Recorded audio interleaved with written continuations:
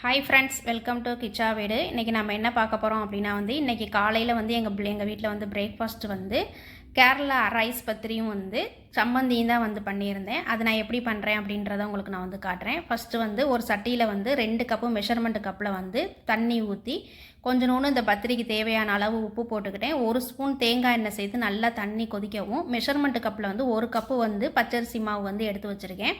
அதையும் போட்டு அந்த கொதிக்கிற தண்ணியில் போட்டு நல்லா கெட்டிப்படாமல் கைவிடாமல் நல்லா கிண்டணும். மாவு கெட்டிப்படக்கூடாது. நல்லா கைவிடாமல் கிண்டணும் அப்படின்னா மாவு இந்த மாதிரி வெந்து நல்லா உருண்டு திரண்டு வந்துடும். இப்போ மாவு ரெடி ஆயிடுச்சு.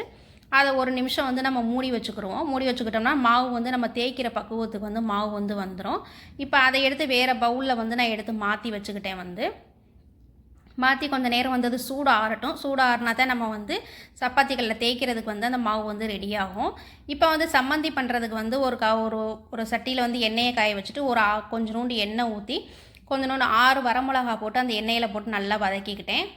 அப்புறம் இந்த சம்மந்திக்கு தேர்ந்து ஒரு 10 சின்ன வெங்காயம் தோலை உரித்து எடுத்து வச்சுருக்கேன். முழுசாகவே எடுத்து வச்சுருக்கேன். அதையும் போட்டு அந்த எண்ணெயிலே போட்டு நல்லா வதக்கிக்கிறேன். வதக்கிட்டு ஒரே ஒரு பூண்டும் போட்டு நல்லா வதக்கிக்கிறேன்.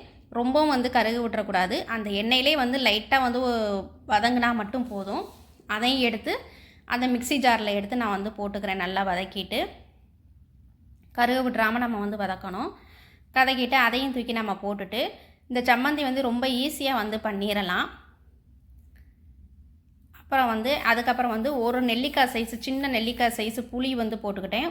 கொஞ்சோண்டு ஒரு துணூண்டு இஞ்சி தோல் சீவி அதையும் சேர்த்துக்கிட்டேன். இதை இப்போ மிக்சியில் பல்ஸில் அரைச்சி எடுத்துகிட்டு வந்துக்கிறேன். அதுக்கப்புறம் ஒரு 2 கை தேங்காய் பூ திருவி வச்சுருக்கேன். அதையும் எடுத்து போட்டுக்கலாம்.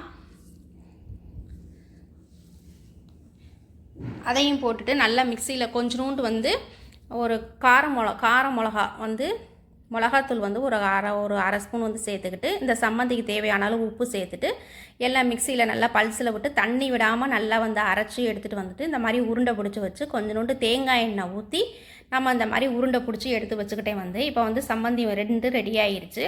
அடுத்து நம்ம அரிசி பத்திரி செய்கிறதுக்கு மாவு நல்லா உருட்டி வச்சுக்குவோம். மாவு நல்லா சூடு ஆறிடுச்சு. இப்போ நல்லா உருட்டிக்கிட்டு அதில் குட்டி குட்டி பாலாக உருட்டிக்கிடுவோம்.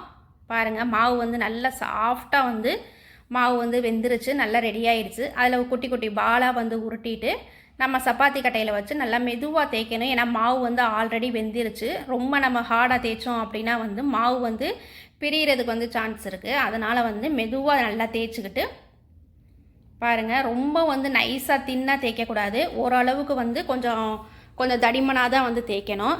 தேய்ச்சிட்டு நம்ம சுற்றி இந்த ஓரங்கள்லாம் உள்ளது ஒரு சேஃப் இல்லாமல் இருக்கும். அதனால நான் என்ன பண்ணினேன் அப்படின்னா ஒரு டிஃபன் பாக்ஸ் மூடி எடுத்து நல்லா சேஃபாக அழகாக வச்சுக்கிறதுக்காக நான் அதை வச்சு அழுத்திட்டு சேஃபாக கொண்டு வந்துட்டு சுற்றி உள்ள மாவெல்லாம் எடுத்து வச்சுக்கிட்டேன். அந்த மாவை அடுத்து நம்ம உருண்டை பிடிக்கிறதுக்கு அந்த மாவு யூஸ் பண்ணிக்கலாம். வேஸ்ட் ஆகாது. இந்த மாதிரி நான் எல்லாத்தையுமே உருண்டை பிடிச்சி நான் எடுத்து போட்டு வச்சுக்கிட்டேன். இதை ஒரு தோசைக்கல் அடுப்பில் காய வச்சுக்கிட்டு இப்போ இந்த உருண்டை இந்த சப்பாத்தி இந்த ரைஸ் பத்திரியை நான் போட்டு நான் எடுத்துக்கிறேன். நல்லா புஷ்ஷுன்னு வரும். லைட்டாக தேங்காய் எண்ணெய் மட்டும் லைட்டாக மேலேயும் கீழேயும் அப்ளை பண்ணி நல்லா அடுப்பை சிம்லேயே வச்சு நம்ம வேக வச்சோம் எடுத்தோம் அப்படின்னா அரிசி பத்திரி ரெடி ஆயிரும். கேரளாவில் இது ரொம்ப ஃபேமஸான டிஷ்ஷு. இது அரிசி பத்திரியும் சம்மந்தியும் ஒரு காம்பினேஷனான ஃபுட்டு. நல்லாயிருக்கும் சாப்பிட்றதுக்கு. என் பசங்களுக்கு இன்றைக்கி காலையில் இதுதான் பிரேக்ஃபாஸ்ட் செஞ்சு கொடுத்தேன். அவங்களும் நல்லா விரும்பி சாப்பிட்டாங்க. நல்லாயிருக்குன்னு சொல்லி சொன்னாங்க. சம்மந்தி நல்லா புளிப்பும் காரமும் சேர்ந்து நல்லாயிருக்கும். அது ஒரு டேஸ்ட்டாக இருக்கும். நம்ம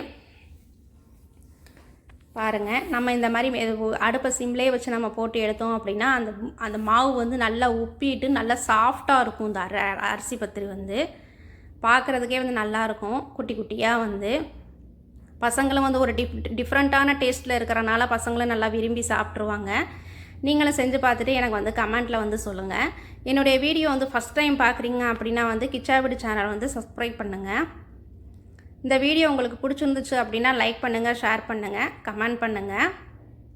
பாருங்கள் இப்போ நான் வந்து சிம்லேயே வச்சுட்டு 2 சைடும் போட்டு போட்டு திருப்பி திருப்பி அமுக்கி விட்டு நம்ம வேக வச்சோம் அப்படின்னா வந்து உள்ளேயும் மாவு வந்து நல்லா வந்து வெந்திருக்கும். ஏன்னா நம்ம லைட்டாக கொஞ்சம் தடிமனாக தான் வந்து போட்டிருக்கோம், ரொம்ப வந்து நம்ம லேசாக தின்னா போடலை. தடிமனாக போட்டனால உள்ளேயும் வந்து நம்ம மாவு வந்து வேகணும்.